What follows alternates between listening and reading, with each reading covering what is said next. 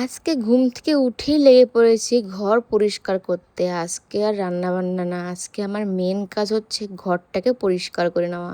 Hello everyone, good morning. চলে এলাম নতুন একটি ব্লগ নিয়ে। আশা করি তোমরা সবাই খুব ভালো আছো। তো আমিও ভালো আছি।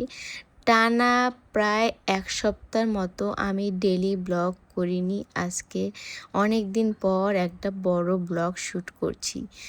আসলে আমার মেন যে কারণ ছিল সেটা হচ্ছে আমার অনেক দিন শরীরটা খারাপ ছিল, জ্বর সর্দি কাশি।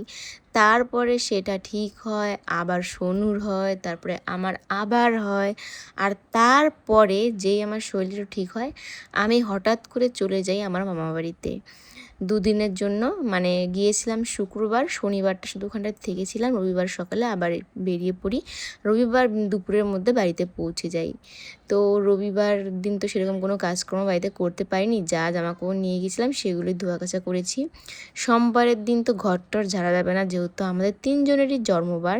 তো আর এরপরের দিন ছিল হচ্ছে মঙ্গলবার। তো এর জন্য ঠিক করেছি যে আজকেই আমি বাড়ি ঘরটা একটু পরিষ্কার করব। তো অনেক দিন ধরেই আমি ভেবে রেখেছিলাম যে ঘর বাড়িটা একটু পরিষ্কার করব, কিন্তু যে হঠাৎ করে মামা বাড়িতে চলে যেতে হয় একটা দরকারি, এর জন্য আর হয়ে ওঠা হয়নি।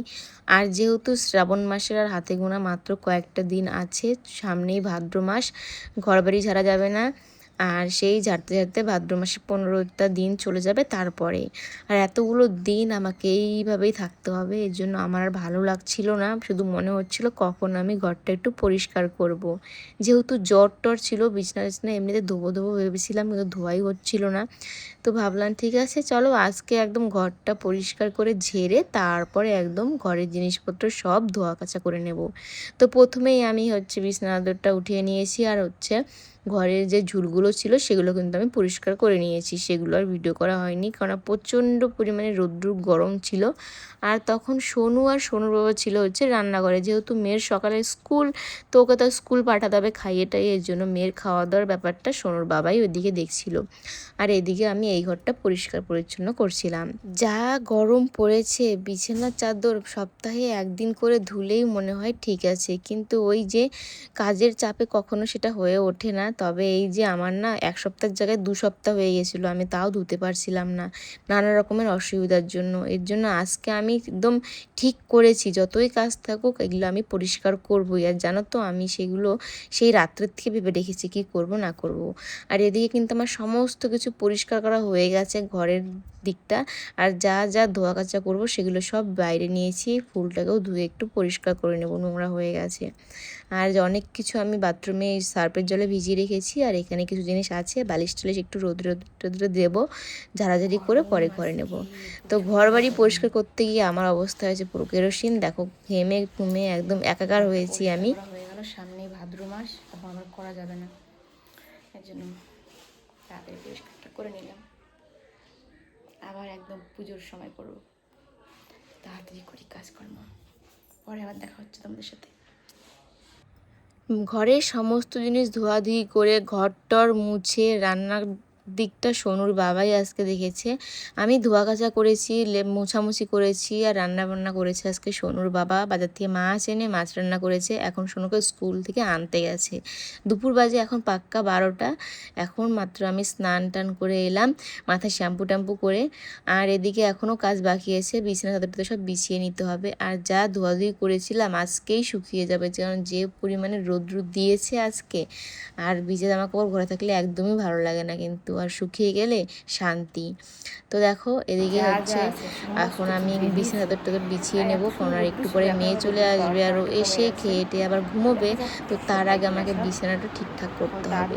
সত্যি কথা বলতে বিছানার চাদরটা না বিছানো পর্যন্ত আমার নিজেই যেন শান্তি লাগে না, কেমন যেন একটা লাগে দেখতে। এদিকে তো আমি বুঝতেই পারছিলাম না যে আমি কোন বেড কভারটা আজকে বিছাবো। আসলে কি হয়েছে বলো তো, আমি না কদিন থেকেই ভাবছি যে একটা বেড কভার অনলাইন থেকে অর্ডার দেবো, ফ্লিপকার্ট থেকে। অনেকগুলো আমি দেখে রেখেওছি, যেগুলো হচ্ছে মানে অর্ডার করব ভাবি মাঝে মধ্যে। আবার না মনে হয় না থাক দোকান থেকে কিনবো পুজোর সময়, কারণ না অনলাইন থেকে যে বেড কভারগুলো নেওয়া হয় এমনিতে ঠিক আছে, দামও খুব কম, তার মধ্যে সুতিরই আসে, কিন্তু ওগুলো কি বলতো ধুলে একটু রঙটা ওঠে, এর জন্য মানে একটু কেমন যেন লাগে, মানে কেমন 2 দিন পরে একটু কেমন কেমন লাগে দেখতে। কিন্তু এমনি সবই ঠিক আছে, শুধু ধুলে একটু রঙটাও মানে উঠতে থাকে, পুরনো হলেও উঠতে থাকে, এই ব্যাপারটা আমার ভালো লাগে না। এই জন্য ভাবছি যে এরপর একদম দোকান থেকেই নেব। কারণ এই যে আমি যে বেড কভারটা এখন বের করলাম সাদা আর নীলের মধ্যে, এটা কিন্তু আমি দোকান থেকে নিয়েছিলাম। আর এখনও কিন্তু এক ফোঁটাও এটার রঙ ওঠেনি, দেখো এখনও কত সুন্দর নতুন নতুন লাগছে। এটা কিন্তু ওই 2 বছর কি 2.5 বছর আগে নিয়েছি, তাও নতুনের মতো লাগছে। আর ওগুলো যে অনলাইন থেকে নিয়েছি সেগুলো একই সাথে নেওয়া, কিন্তু ওগুলো পুরানা পুরানা হয়ে গেছে। আর জানো তো আমাদের যে মা মেয়ে দুজনের শরীরটা খারাপ হয়েছিল, সেটা কিন্তু শুধুমাত্র এই কুলারের হাওয়া খেয়েই হয়েছিল। কারণ এখানে যে কুল যে হাওয়াটা মানে যেটাতে জলটা ছেটে, তো আমি বুঝতে পারিনি যে সেখানে জল বের হয়, কারণ আমাদের তো গায়ে জলের ছিটে ফোঁটা লাগেনি, তাই বুঝতে পারি না আমি। কিন্তু অনেকে বলে যে জল ছেটে, আমি তবুও ব্যাপারটা বুঝতে পারিনি। কিন্তু যখন শরীরটা খারাপ হলো তখন বুঝলাম যে হ্যাঁ সত্যি ওটা কুলারের কুল যে হাওয়াটা সেটা খেয়েই হয়েছে। কারণ আমি জানালাতে খেয়াল করেছি অনেক জলের ছিটাফোঁটা আর কি থাকে, এর জন্য এখন আর কুল হাওয়া না নর্মাল হাওয়াটাই খাওয়া হয়। তারপর সঙ্গে টিউশন চলে যায়, বাদ বাকি কাজগুলো আমি কমপ্লিট করে নিই। দেখো যেদিনকে ঘর বাড়ি পরিষ্কার করা হয়, বিছানা টোদের পাল্টানো হয়, সেদিনকে ঘরটা দেখতে কত সুন্দর লাগে, তাই না বলো? আর এগুলো দেখে নিজের খাটনিটাও আর খাটনি মনে হয় না, এত সুন্দর লাগে দেখতে। চলো আজকের ব্লগটা এই পর্যন্ত, ভালো লাগে লাইক করে দিও।